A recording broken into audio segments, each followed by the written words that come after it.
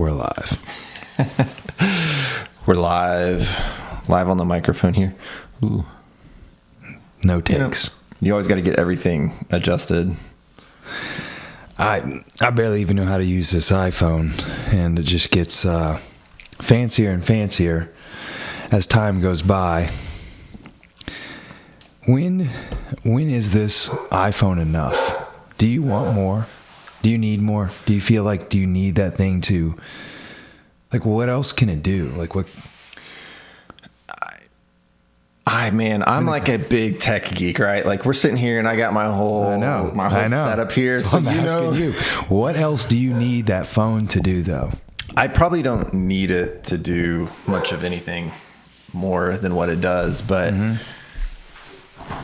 I don't know, man. I like it. And here's the thing is, like, my business, right? Like, all my business, everything I do is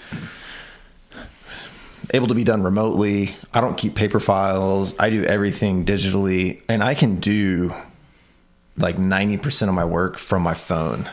So having a very robust phone is very important for me for doing things like sending emails and, you know, just various work that I can do, legal research on my phone and all that. So I like having a robust phone. I like having I've been tempted to get the giant one just for a bigger screen. I see that. But again, we're not talking about what else it needs to be added to the phone now. Right.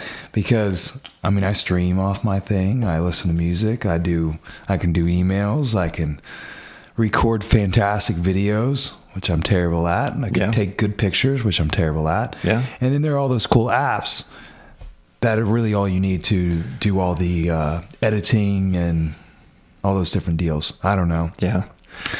I don't know. And I that being said, I'll totally get a new phone.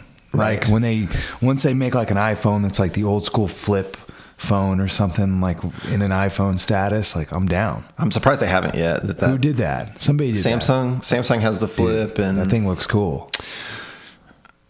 Yeah, I'm not into the flip phone. I just miss the old, it was a Razor. Yeah. You remember the Razor? Mm-hmm. The Razor, man, your status, when you had like somebody had a Razor and you still had like a Nokia, it was bad. Like they were beyond popular. I had the Razor eventually, but I was probably late to the game.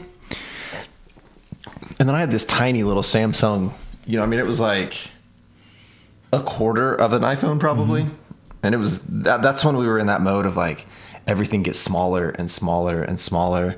And then iPhone came out. I had the very first iPhone though, and I was skeptical because there were some earlier touch phones before that. Like my sister had one and it was terrible. It didn't work. It was not good. But man, yeah, I've gone back and forth. Had some Samsungs too, but I don't know. I get excited about all this stuff. I mean, for me, like waterproof is probably like a big thing that needs to be added to like really make it. Yeah, that I can see. That's a valuable thing right there. You should be able to just go underwater with the thing, talk on the damn phone if you want, underwater for a second. At least take pictures, right? That kind of stuff. But that's all there. It's amazing. Like if they want that, they'll have that already. Yeah, like you said, the quality and everything is crazy because this is. I don't even know if I should admit to this. I love the Pioneer Woman. Okay, what is this? The Pioneer Woman, yes. Ree Drummond. She's actually here in Oklahoma. Like she lives in Oklahoma, and she has like a cooking show basically. Okay, and it's the Pioneer Woman, and of course she's got like products and all this stuff. I love it. I'm a big fan of the Pioneer Woman, but she like since when COVID happened, yeah, she's on like TV and stuff. So on like the Food Channel on Saturdays or Sundays, maybe every day. I don't know. But when COVID happened, so they started filming at home, and they just kind of stayed doing that at her ranch house or whatever. And her family, like her kids, do her videos and stuff like that. And they do it all on iPhones. Like their cameras are all iPhones, and it's good enough that it doesn't really matter. Yeah. I mean, they just use like gimbals and iPhones to record all of her stuff. I mean, it's good enough. Yeah. It's good enough for live broadcast TV. Know how to do it. It obviously works. I know there's tons of all the influencers that use those things. Absolutely. It's great. I follow this page. I can't remember what it's called. It's something like Influencers in the Wild or something like that. Have you seen that? Yes. Oh my gosh. So funny. That's so great.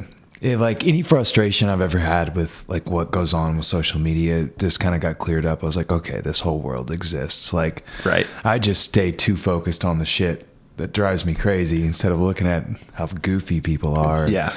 The level that we're taking this to is pretty crazy. But pretty it's cool. absurd. It's also creative. You know, we need people to be doing creative things. I guess you got to appreciate the hustle.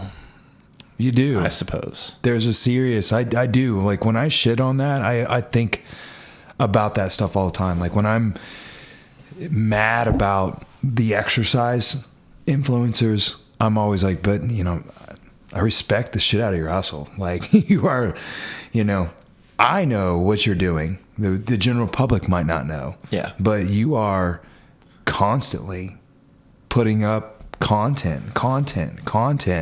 And you have a couple buddies or a team or somebody that's like editing all the time. And it is a lot of work. So it's a lot of work for sure. But hey, good on them. Do your thing. Be an influencer. For sure. Show your butt. Yeah. Or your abs. Nobody wants to see either of those things. They're not. That's how. But your viewership would go up. That's true. I mean, that's a whole weird thing in itself. But who knows? Yeah. So you were telling me you've been listening. Yeah. To the Andrew Huberman podcast. I haven't listened as of recent. I've seen a bunch of stuff on the alcohol one. I think the alcohol one, like everybody, it affected, and I do need to listen to it because I've seen how it affected like everybody. Mm-hmm. Everybody was posting something from that, talking about, holy shit, like this is a lot more alarming than I thought. So back up a little bit before that, it's probably been 6 months ago or so, maybe within the last year. I read this book and it was recommended by a friend, and it's really written towards women. And I think it's called like Quit Like a Girl or something like that. And it's a lady who was, I don't know that was is the right word, because I think, in kind of in that world of alcoholism and recovery, that they never say like I was an alcoholic, like I am an alcoholic, but has, been in recovery. And it was kind of an interesting story. It sort of becomes a little bit of a sales pitch for like her style of recovery. She's sort of like anti-AA, and that's really not the point. But some of the interesting things that she talks about that really stuck with me when I really listened to it on audiobook. Some of the things that stuck with me was the marketing. And in particular, she was pointing out how there's been this huge shift of marketing towards women. And she actually went back and talked about cigarettes, that like they originally started marketing cigarettes to women because at the time it was basically inappropriate for a woman to smoke in public. If they smoked at all, they like smoked at home. And there was this huge ad push by the cigarette companies to target women. And it was this like, be open and young and rebellious and like go outside and smoke and look cool and all this. And they really targeted women. So like, this is an untapped market. And it was all this marketing of like looking like women were marketing to women of like, look how cool we are smoking. And it's a cool thing. You should be doing that. And like her point was sort of like, yeah, but it was like a bunch of old white dudes in a boardroom that came up with this. This wasn't like thought of if women should market to women. It's a bunch of old white dudes that were like, let's market to women. And of course, then female smoking went through the roof and whatever else. And she said that same thing's happening essentially with alcohol, that there's this huge marketing push that the rates of women drinking has gone drastically up, and actually men are drinking less, kind of on the large scale, where of course, what have we seen lately? White Claw, Truly, all these sorts of things that are marketed pretty darn heavily to women. But even before that, sort of like Wine Down Wednesday, and using phrases like mommy juice and talking about wine and like all these sorts of things where like these phrases in marketing came in really targeting women to try to get them to drink more. Mm-hmm. And so her sort of thing was like, this is bad, because she kind of got into drinking more heavily through work, and it became an expectation almost. So it's like, it's weird if you don't, if you're not going to happy hour, you're not going to, brunch on Saturdays with your coworkers and having mimosas and all this sort of stuff. And she just like got out of control. And, sort of you take that like social aspect of it, and then you bring in what the Huberman lab was talking about, and he really goes into the science of the effect of alcohol. Yeah. And I think that's what really struck me is one, none of us think that alcohol's, well, that's not true. There is some misconception, I think, that people think that alcohol in certain quantity, like, a glass of wine or 2 glasses of red wine a day is good for you, which turns out that's like not even remotely true. That really no amount of alcohol is good for you. It just isn't. But the resveratrol. Right. we always talk about that, the resveratrol. And he was basically saying that like the amount of resveratrol, one, even if resveratrol actually has any beneficial effect, jury's still out. The amount that's actually in red wine, the amount of red wine you would have to drink is just, it's to get what would be considered a significant dose of resveratrol, just like but that would be irrelevant. An easy study to put together to boost up wine sales. Like if I wanted to, promote wine to a lot of my healthier friends and stuff, I could definitely, that's just all that kind of stuff. Absolutely exists that way. Yeah. And just all the other effects of, we know, like these are known factors, that alcohol makes you sleep worse, that you sleep, but you don't actually go through the sleep cycles. So you're not actually getting rested. You're not actually recovering. The effect that it has on cancer rates dramatically increases the rates of cancer, in particular breast cancer for women, although men can get breast cancer, but dramatic increases in breast cancer rates. And it's poison, and the steps your body has to go through in order to process that poison from one poison into a worse poison into something that your body can actually handle, So let's be clear here before we keep going, because we can make out a case that everything in some degree can turn into a poison. Now, they're not obviously like a real piece of fruit is going to be it's going to be a lot harder to make that out to become a poison or a negative in life than it is with alcohol. But everything has some sort of problems, and it's interesting how we, as a society, and it just, when I always look at this, I'm always like, well, I guess it teaches us so many things. What I'm trying to say is, like, I look at things nowadays that we're all like, I look at things out there, and then some people are like following different media sources and stuff. So we all have different areas that we're looking, and we formulate different things. But alcohol is that one collective poison that everybody's okay with, that everybody just kind of puts aside, doesn't worry about, finds the healthy benefits to it. It doesn't scare them, while other things magically will start to scare them, like certain foods and bad foods, or starting a diet. It's weird how culturally we've just become so attached to it. And we've made so many excuses for it. Like it is. And I don't remember where I've seen this a couple times, I think, floating around on Instagram or Twitter or whatever. And it's like, alcohol is the one drug or substance that a negative substance that people think it's weird if you don't use it, right? On a large scale. I've got a lot of weird stories with that.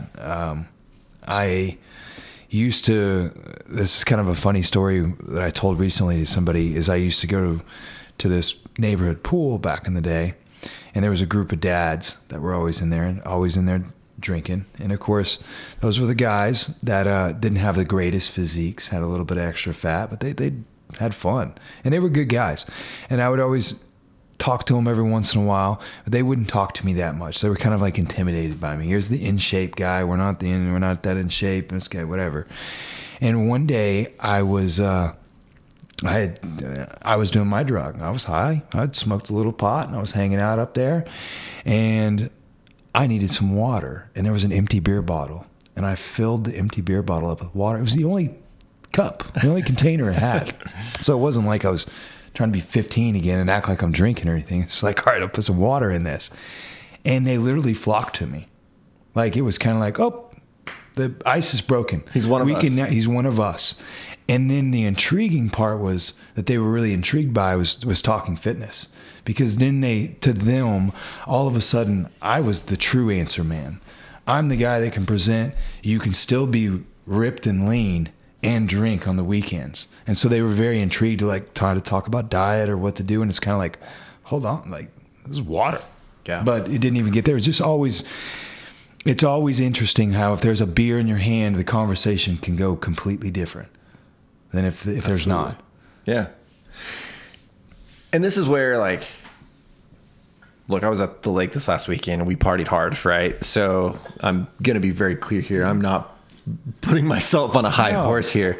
But what has happened is Tara and I have been talking about it for a while, about quitting drinking. And like, I think in the last week, we have really seriously like taken that thought process to, okay, for real. Mm-hmm. Like, for real, you know, I'm going to be 40 here in a handful of months, and, you know, thinking through the future and again, listening to the science behind it from the Huberman Lab podcast, where he talks about its effects on testosterone, which put a pin in that for a moment, but, you know, just all these various things on how it impacts your body and in a negative way. And I'm like, you know what? I like to do jujitsu. I want to keep doing that for the next 20, 30 years. You know, I want to be able to do that when I'm 60. I want to be able to sling around kettlebells when I'm 60. I want to be able to play volleyball when I'm 60. All these sorts of things. And it's like, well, what am I doing and how am I taking care of myself? Because just actually today before jiu-jitsu, Troy and I were there a little early and we started talking, and we were talking about testosterone and testosterone replacement therapy. And one of the things that struck me was, you know, we've talked about this on any number of things, but supplements and otherwise, it's like, well, there may be a place for supplements. There may be a place for testosterone replacement therapy. There may be a place for all these things, but are you doing everything else in the other aspects of your life to optimize your testosterone levels? Yeah. So are you sleeping right? Are you eating right? Are you exercising in the right ways to facilitate that, not overtrain it to where you're suppressing or whatever? And are you drinking? Because that's an area where, like, we would rather put the Band-Aid on it and continue our lifestyle. And it's like, look, I can take this and I can feel great and I can still do all these things and I can still party like I'm 20 or whatever. Right. And it's like, you know, maybe if you were to change things a little bit, you wouldn't need that. You know what I mean? And so it's really, this is maybe my midlife crisis, I suppose. I don't know. But it's like, it's got me thinking of like, well, I'm about to be 40. What do I want to feel like when I'm 50? And what am I doing now that's going to make that harder? You know? And I think about 100%. Drinking and waking up the next day and I'm like, I feel like shit. Was it, like, do I need this? 100%. I think that's like, you touched on a lot of things there that got me going all over the place, because it goes back to like what I always talk about is that balance.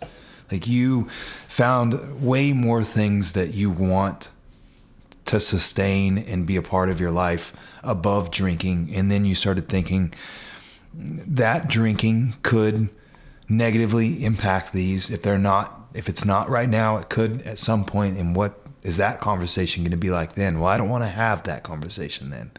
And I think that's always interesting when you can start to step back and you can start to look at your lifestyle as a whole. And it falls in line of everything we're trying to talk about, just getting healthy, because it is getting healthy. Mm-hmm. It's physically, emotionally, you know, mentally, spiritually, whatever. It's looking at the entire balance of things and starting to realize, like, man, this one negative, although has a lot of value and has a lot of fun, it chips away at a lot other things in my life that are like more me, a bigger picture of things.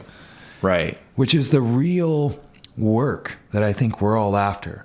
Because kind of piggybacking off of what you just said, of maybe your training is suppressing your testosterone. And so you start to really look at like, how can I optimize everything in my life to be the person I want to be? And I think that's I think alcohol and it definitely suppresses all those things, but and we can talk about this later, but that's something that people really need to think about. It's the way that they're doing everything is also contributing to those as well. Yeah.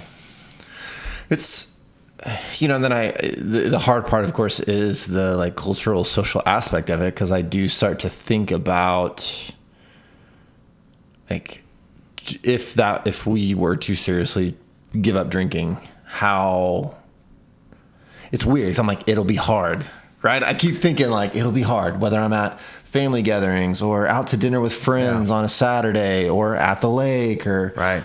All these various places where that feels like you're supposed to, mm-hmm. And, this makes me think back to college too, though. And it's like, I mean, yes, it would be difficult, but I used to also be in a situation where I'm like, oh, if I'm out drinking, I also should have a cigarette in my hand. Could you imagine going through college without drinking? Not the way I did. I mean, college. Exactly. I'm thinking like for us, that would be great. It would feel like, what do we do? Yeah. And it's just built, the lake is. It's built into like professional life culture, right? You go to happy hours and all this. Like it is. It's just, I mean, there's all the advertising, you're always having fun and all this. So it's ingrained in our culture and society. And like, I don't know. I'm not trying to make it beat up on anybody that is drinking. I'm not saying I'm even quitting. I don't know. It's just something that is really turned over a feeling of everybody needs to be entitled to doing whatever it is they want to do. You're not a negative person if you eat bad food and you don't lift weights and you drink beer all the time.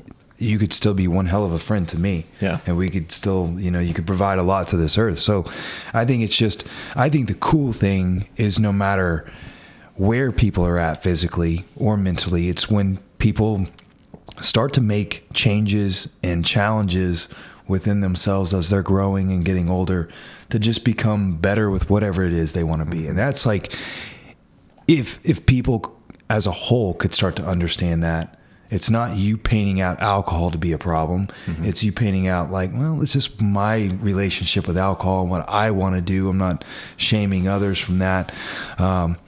But now, like, what's going on with alcohol? Because alcohol seemingly is kind of like taking a step back. And now I've started seeing all this stuff where it's like mushrooms and weed and stuff are all the new.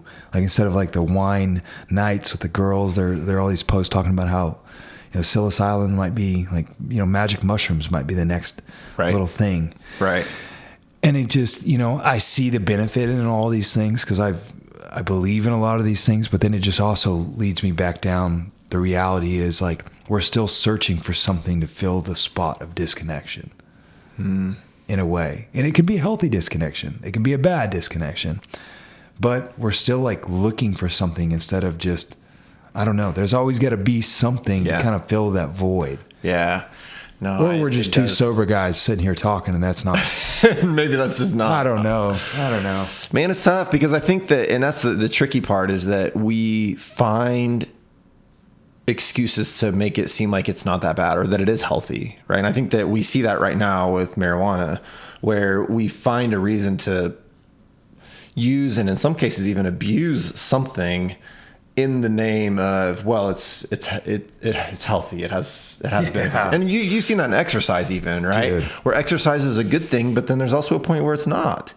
And, eating a calorie deficit's healthy until it's such a calorie deficit that it's not. And we make up these reasons for why it's healthy and it's acceptable when really we're being abusive to something. 100%. And so and this is just what you said earlier, where even these things that have a benefit that they're, coconut water. Great. You like coconut water. I love coconut water. Big fan. I think it's great. It's a great post-exercise substance, but you can drink enough coconut water to kill yourself because there's enough potassium in it, right? Like you're right. Like it's possible to do those kinds of things, right? So you can abuse anything, but it's some of those things that are the substances in particular, which I think is just kind of interesting how we trick ourselves into like, I'm going to drink wine every night because it's got resveratrol in it. Look, there's a study that says it's healthy for you or whatever. Yeah. We trick ourselves. Well, I tricked myself a long time ago when I quit drinking. I was not just a normal social drinker. I was drinking hardcore and it just was not serving my life at all. And I started exercising and, that just like both those worlds don't exist very well if you're trying to do them both at a high level. And so it is funny how drinking slowly started taking a back seat. Fitness started taking a front seat. Everybody in my family talked about how much healthier I was and how, really just viewed me as a better person.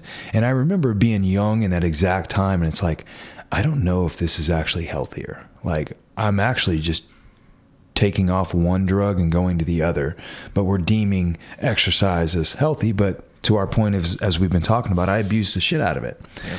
And to a point, how I quit drinking at that time, I wasn't mature enough to be like, I don't need this. It was more like, I need this other drug so much that then I looked down all these rabbit holes in the fitness in world, and I convinced myself that drinking alcohol until you digest and pass the alcohol through completely, then your body's catabolic. And there's a lot of truth to that. People can look up the catabolism and the effects of alcohol with being catabolic. But I had just completely compartmentalized and told myself, like, if you drink, there's no recovery and muscle building action going on until that shit is gone out of your body. So I'm not going to fucking do it. And then what do you start doing? Well, I'm bored, so I need to start smoking weed. And then, but this is healthy. Yeah. And then I was the biggest weed proponent for so many years, and literally part of GreenStrength was built upon marijuana, people. I mean, it literally was. But I hit a point at which I had to, kind of look at myself and be like, this is not healthy. Like, I'm abusing something. And so yeah, I think it doesn't matter what drug of choice we're going after. Everything's got some sort of health benefit. Everything's got some sort of health destroying negative, but it really comes down to the balance of our lifestyle and where we're fitting things, and us being content with our decisions, I think. Yeah. And at least being like critical of what we're doing, Yeah. And we've talked about so many different ways of eating, and this included, right? Yeah. And how we do things. And it's just being critical of, why am I doing what I'm doing? Am I okay with that, where I'm at? And do I need to change? It's funny because my Instagram feed and all that, evidently the algorithm knows us, right? It's going to be all alcohol. So I'm actually getting all the like non-alcohol alcohols. Oh, really? You know what I mean? Have you seen those? So there's all these I don't even know what you call them, but they're like cocktails, or they're liquors that have no alcohol in them, but they're sort of like created with that. And they say, we're putting adaptogens in them and whatever else. And so they're sort of like, you get the idea of a cocktail, but there's actually no alcohol in it. So kind of interesting. So maybe I'll try a couple of those, see if they're... There you go. There's your lake thing. There you go. Yeah, exactly. Or just take my route. Just get you a couple clean, empty beer bottles. I like it. Throw some aqua in there, and nobody even knows. Hey, nothing wrong with it. It's like being the kid in a little high school party back in the day. You're nervous. Yeah. So just drink the water. Yeah, see, I'm going to want the real thing, though. Yeah. I'm going to want the real thing.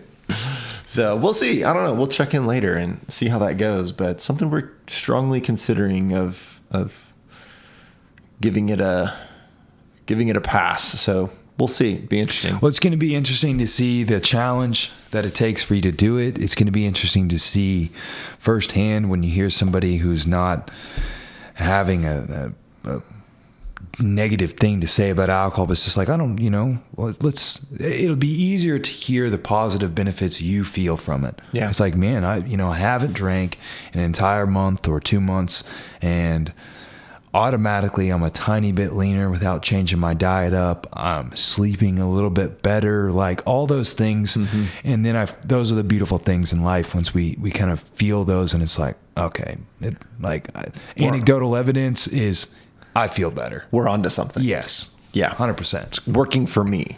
Uh-huh. Right? Yeah. It'll definitely be kind of interesting as we explore that and see how that goes, and sort of the social impacts of it and everything else. But I don't know. Yeah, it's going to be very kind of fascinating to see how that all shakes out. So we'll see how it goes. I was talking to a guy the other day in jiu-jitsu, and he's one of our newer guys. I know you've probably rolled with him. He's a tough. I believe he's like he might be a green belt, so he's still a white belt in there. But he's tough, and obviously I've never really talked to him about fitness, but we started talking about strength training and stuff, and flexibility or whatever he was going on. And I thought it was funny because like, as he started talking about like, man, like I'm good with this stuff, but like what I need is like all these things. And it's like, dude, believe me, like I'm a meathead. I'm right on the same page with you. I wish we could just talk about, let's do this and let's put this crazy ass program together. But it's like, if we're going to be real, like we need to do these other things you're talking about. You need to get good at them. You need to know how to fit them in. And then you need to look at your actual training and think about, because this person was also talking about some bad knees. And it's kind of like, do you think my knees are bad? And it's like, well, I don't know if your knees are bad, but I don't think they're bad. I think what I see you doing here, they can't be too bad. And then the second thing, it's like, man, it's probably your programming. But then people just don't understand. Like it's like you're criticizing somebody else's work. And it's like, well, I'm not criticizing so-and-so in the program you follow. It just maybe you are not doing it correctly. It doesn't fit for your lifestyle correctly. Like unless you're working with that person one-on-one and they developed it for you, they're not at fault for writing a bad program. They wrote a sound program. It just doesn't fit for you. And the way you're executing it doesn't work for you. So I think that's an interesting thing, because that's a question I got on a couple other people, just asking for different random advice. But the answer always comes back to like, man, I think you're doing all the right things. I think we just need to clean these sort of things up and put a better organization, a better system on it. And then also kind of lowering your expectations of like what you did when you were 25. And say you're 40 years old now, it's like you got to have the 40-year-old conversation with yourself. You got to look at where can we still do these things as a 40-year-old with these responsibilities, with this pain, all that kind of stuff. So it just, I don't know, if it gets back to just taking accountability of our life, really looking at everything, the whole balance of things, and figuring out what we need to really thrive, what we want to be doing in 10 years. And that's an important thing to think about. I've been thinking about it more so now than ever. It's like I've already have 15 or so years of mileage on my body. And it's like, okay, well, 10 more years of mileage is about to happen. And if I don't start thinking about it, it's going to be over. And what I do today and tomorrow is drastically going to, be able to like show me what I can do in 10 years. So it's interesting to start thinking about those things. I don't think we're ever too young to start thinking about that. I think it's just responsible. Yeah. It's that coming to grips with, especially depending on, each person may be a little different, of when that transition starts to happen, of you just can't start doing the same things or go the same pace or whatever. And I don't think I'm quite there yet. There are times where I'm like, man, I'm a little bit more tired today than I felt like I was 5 years ago. Yeah. But I don't know. It's just, and then you start to think about, well, how can I adjust things? Where's the stuff I can do so I can keep doing the things I want to do and figure out the stuff I can live without. Yeah. And just pacing, right? Like, I always feel a little bit envious of those guys that are like, oh, I'm out here training jiu-jitsu 6 days a week and all. I'm like, I physically can't do that. My body doesn't like that, So what is with that? Like when you look at things, and strength conditioning is perfect in this, because there's that advice that's totally stood the test of time and is optimal. Like Andrew Huberman talks about it all the time. Dr. Andy Gaplin, all these guys will talk about it, and everybody reshares it in today's time of like, you need 2 to 4 strength training sessions a week.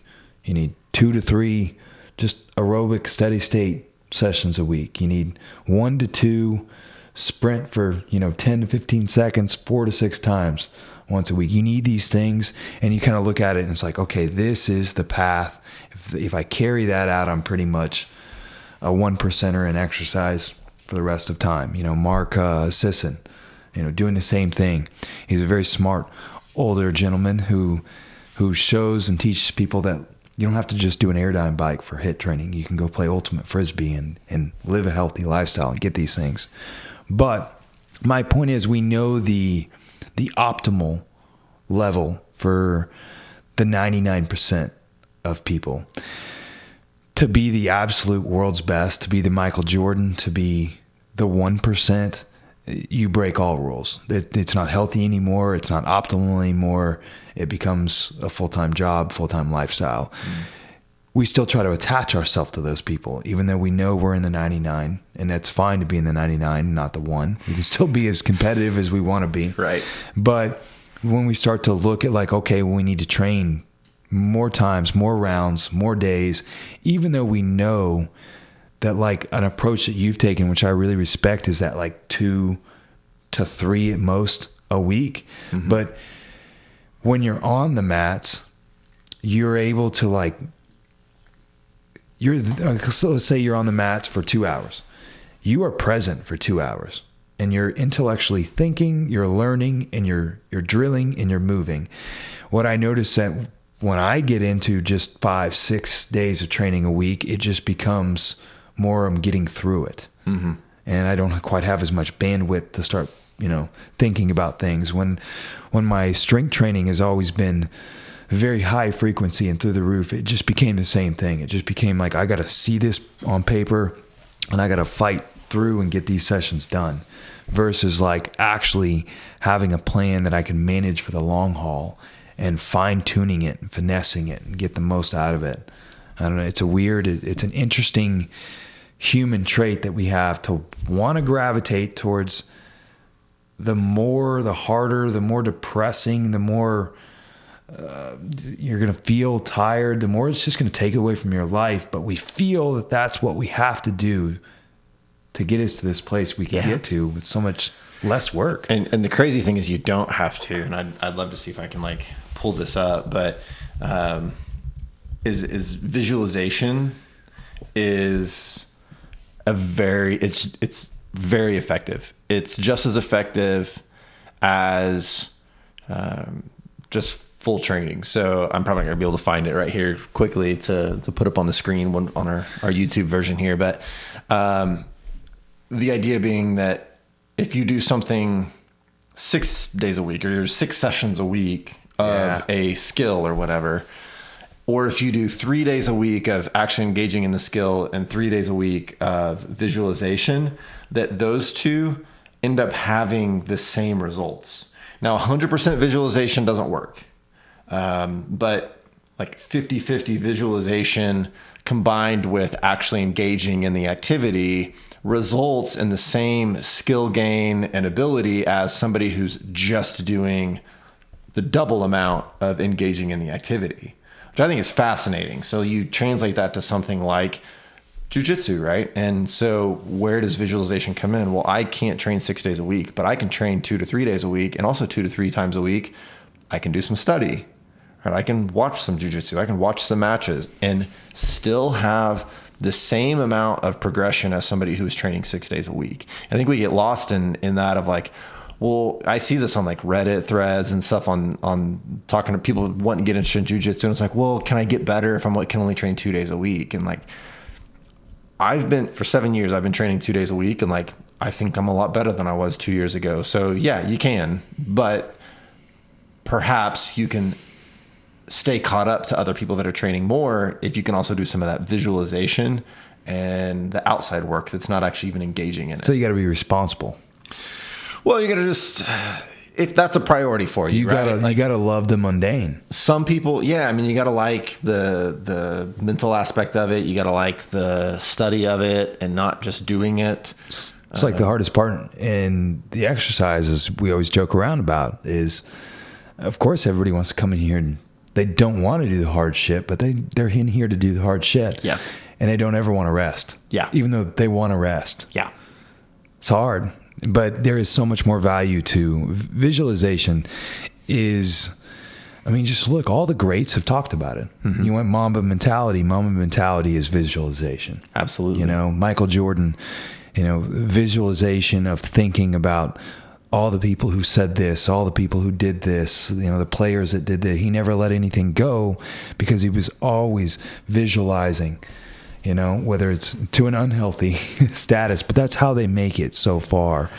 And that's, I don't know, man. Have you seen Cool Runnings? You ever watch? Oh yeah. It's been a long back time. in the day. They get in the bathtub and they're like visualizing, they're training, they're on the bathtub and they're memorizing and they're visualizing and they're practicing the leans from the bathtub, Yeah. And I think that that's something that people at the highest level do. And I mean, you take like Professor Raphael, like obviously he trains basically every day, but he's also doing so much more outside of that. And when he's training, a lot of that is almost like is visualization. Because like today when we were there, he's working with other high level guys and they're brainstorming and they're thinking through positions and they're doing the more the mental aspect as opposed to just going in and just going hard every day, Right. So it's something that I've kind of had to that's the key for results across the board. In anything, you want to get better at something, or you want, better fitness, you want better health and stuff. Like, it's not just about the physical, it's about the mental side of it. And like visualizing a healthier lifestyle, visualizing how, you have enough, enough like just care and for yourself to be able to do the small things that aren't just going in there and tearing yourself up all the time. Yeah. I don't know. It's very interesting. I love all this, like the hypnotizing and the visualization coaches and stuff that are out there. I think those kind of are probably along the lines of the same thing. I think sometimes we hear hypnotizing and we think of a lot of goofy, different, crazy things, but I think a lot of times it's just trying to get a lot of these guys or get people into a quiet space where they can listen to their breath, they can pass their thoughts along, they can start putting the right thoughts in their head, and that's a trance, a powerful trance. Absolutely. Mantras and have positive affirmations. So this falls, things all matter, man. So this kind of falls in line with the theory in jiu-jitsu. What kind of happens is the new belt theory. Like when you get a new belt, when we were blue belts, we primarily were in the blue belt gang. So we might have gotten to the verge of almost getting our purple belts. So it was kind of like we were top tier blue belts, but that's who we fought. When we fight purple belts, we might be able to get some of them, but they're purple belts. We're not quite there yet. They should get us. And then you get the purple belt and it's like, well, there's nothing really changed, but a lot changed because now none of these motherfuckers can get me. Like, like I can't, like I'm on this level now. And you drastically, not everybody, but the majority of people kind of change. It gives you that little bit of, it's like when you see that color on somebody, your anxiety starts, or a little bit of like, poor me, or an excuse, it's okay. And you start to become a little bit more timid. But when the color is the same, then it's like, well, I got to go. Right. Like, and you're not as timid, and that just kind of happens as these levels go up. So it's kind of almost on that same thing. It's like visualizing that you see the color, and then, like because when I don't visualize the color, when I just go have fun, if a black belt, a brown belt gives me a round, and it's somebody that I'm really cool with, and I'm like, it doesn't matter. Like, I'm just going to go for it and have fun. And I'm like, holy shit, I had a good round. Right. But I totally could have mind F myself in that and be a completely different round. Yeah. Just from a little bit of timid stuff. Yeah. But it's all that kind of visualization. It's that mindset, which is just the key to everything. Oh man, I've always sucked with the mindset on uncertain times. I've been really weird at being able to channel my mindset in like these.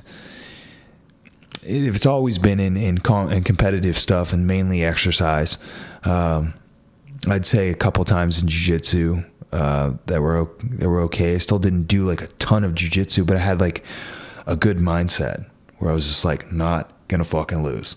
It's like, and I always laugh because I've been able to apply that to exercise, and those few times in life where I've been kind of put back into a corner where it's like, okay, now you have to be an adult and you have to apply that same shit to this over here. And then you do it and it's like, fuck, God, we are capable of everything. Yeah. If we just put our mind to things. And, you know, I don't know. It's always funny how that stuff goes. I was talking to, so shout out to our training partner and good friend, Jonathan Ramesh. I was talking to him today. He went out to Master Worlds last week. We talked about that, and he had 5 matches, submitted every one of his opponents, just took him down. Anytime that he started to get put in a bad position, nope, he's out and he's back on top and putting his game to work. And so, you know, I was talking to him just a little bit about today, and we talked about how loose he was and how, because I was like, man, you went out there and you didn't just go win, like you subbed everybody along the way, like you just crushed everybody. And we just talked about that. He was like, you know, I was just feeling it. I had that confidence. I was loose. Like you could see him out there. Like he was just comfortable. He was ready. He knew that morning when he woke up that he was going to go out and he was going to submit all of his opponents and nothing was going to stop him. But he also didn't, but he was loose about it.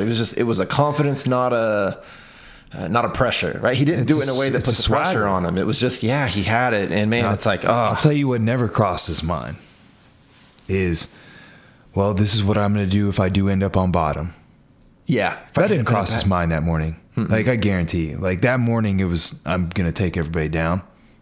I'm going to do my thing. I'm going to make them play my game. 100%. Yeah. Only 5 minutes. So, huge congrats to him. 2-time Master World Champion. Yeah. And it was a beautiful thing to watch this year, for sure. Yeah. And he definitely had that. It's that aspect of when you can tap into that, you know, maybe what they call it, the flow state, and all those kinds of things that play into it. But it's just that mental. That's what Professor Raphael, Professor Shanji have. I mean, that's why we talk about them so much, because it's like, where else are you going to be blessed with having the opportunity to spend, you know, coming on 2 decades now around literal 1%ers in combat sport. I mean, we're talking 2 of the greatest martial artists of all time. And so being able to travel the world and be around and watch Raphael and listen to him think and listen to him, you know, he is the king of visualization. And I love it because I might be speaking a little out of context, just going with what I see from this, but I see him like build it all together. Like, not to say, because I have seen him at a time of like, oh shit, like in a bad spot. Like, I've seen him depressed with a thought and like, you know, maybe he didn't win a match and he's upset and it didn't go the way he wanted it to. But you watch it over like a course of like a week and it's like, okay, well, one thing, he internalizes it, he takes it, he shuts down the outside world a little bit, and then he thinks about it, and then he goes back and looks at it. It's like, this is where I did wrong. This is the mistake I made. And then he has fun with it, because then it's like, now I'm learning. He comes in and teaches all of us. So this is exactly where I made a mistake. This is what I should have done. And then in his head, he's kind of like, okay, data. But then he always gets to those places where he just starts bringing the why back, bringing this moment, this event, this time. And he always finds ways to connect why it's in line with him, and he brings alignment into it. And I don't know, that's been the number one thing that I've loved of being involved in his career, is watching him internalize and visualize things. And I do have I remember now a story of that. It was really an awesome story. And since we were talking about social media earlier, it kind of has this, because when we were in London, he did this post with his shirt off and he's all ripped up and stuff and looking just fantastic. We're in amazing shape. And he does this post and he's like flexing and stuff, and it gets a bunch of views. And then the next day is when he does this post where he says, hey, will you take a video of me for a second? And I didn't remember, because I'm like, God, this is like a 5-minute video. And I was holding it up. My shoulder was getting tired. I'm like, I didn't think this, but he says, will you shoot this video for me? He sits down and he pulls that picture of the belt, the Bellator belt, out of his bag. And it had it was like faded, had sweat stains and stuff on it. It had been in a martial arts bag. And he starts a story onto the camera. He starts talking about how the day that he signed his contract, the Bellator, he's been carrying that around because that's always been the goal. Like the visualization of, this fight, this next. The belt is the goal. I'm going to take the picture out and put the belt in. Dude. And so he's going on this story about it, and I'm just like in shock because at one, I'm like, holy shit, man, I've been with you this whole time. I didn't know you had that in your bag. Like, I didn't know that was, I know you saw yourself as a champion and stuff for sure, but he had this from day one planned. And to watch him just like talk about his why and the reasoning and his visualization to all that and the power that gave him, because you could really see it. It was like, it's a weird belief, man. You can feel it come from another person when you're like, this is his time. Like, this is his moment. He's in the flow state. He's relaxed. He's got all this stuff figured out. He's prepared for every angle of battle that can happen. But the funny part of that conversation and that whole deal was the next day he was pissed off because the shirtless photo got way more likes than this heartfelt one of where it's like he's almost in tears talking about, everything that happened with the brain and, the Catanova, the one that has an actual all message. of this. And I'm over here almost in tears, like filming it, but that was the time. That was the moment in there that I really knew, like, dude's going to beat Gegard Mousasi, cause not that I didn't believe it, but there was some time. It's kind of like, it really doesn't matter if he loses this fight. As long as he represents, like, this is a great fight against one of the greatest of all time. So he's in a win-win situation. Then all of a sudden you find yourself, it's like, he's going to win. He can't lose. He can't lose. But it's all visualization. It's all mindset, visualization, and just putting those positive thoughts in your head and doing the work outside of the work. The hours and hours and hours of work that were all mental and none physical. And that shows up in dieting, fitness, jiu-jitsu, being an attorney. I mean, it's all of it. All over the board. Yeah. Superior. That's our ultimate hack. Yeah. It's crazy. Absolutely. Well, Coach, we are out of time here. Do you have any final thoughts for everybody? It's been a good chat. Yeah. I'm excited. We're going to Vegas next week. Yeah. 1 week. And we leave in a week. I'm really excited to just like watch this tournament, watch all these people compete, and watch our senseis and our people do their stuff on their last dance. We had a camera guy in the gym this morning. Yeah. 8 days, 21 minutes. And, Raphael was like, this dude has been with me through every single ADCC but one my entire MMA career. And I'm kind of like, holy shit, like I have. And then I'm like, man, this is the last ADCC. This is it. Yeah, but this is the first one that I've ever going to see in person. So it's kind of cool. That's going to be a fun time. I can't wait. Me too. I've watched, he's been doing ADCC longer than I've been doing jiu-jitsu, of course. But the last couple of them since I started training, paying attention to, and this one is going to be a lot of fun to be able to go there. We got some great tickets, got a huge crew going out. We've probably got 20 or so people from the academy going out there on top of other parts of the team coming in. Zach Adamson, Evan, Seaside guys coming in. The family's coming out from there. It's going to be an amazing time. But before we go, I do just want to kind of go back to that question real fast because I told the person I would answer it. Don't always, if your body's hurting, you're aching in certain places, don't just put it as the body is bad. What is the input on a daily basis, both physically and mentally with the visualization? What is the inputs and the stress being placed upon the body? Before we go, just try to get the knees scoped and think that, we're in a world of trouble. Let's step back and let's clean up our diet. Let's clean up the way we're moving. Let's clean up our programming and see if that starts to do something, because I don't want to say 9 times out of 10, but it's almost 9 times out of 10. If people become responsible with things, they usually fix it and then realize like, oh, that's all it took. And it's like, I know it just takes you being a little bit more attentive, a little bit more, also becoming a little bit more appreciative of every single training session. I feel like when people are in those achy knees and bodies hurting, they're not respecting their sessions and they're just getting things in. So clean up the programming, clean up the movement a little bit, and see if that kind of starts to help. Beautiful advice. I hope so.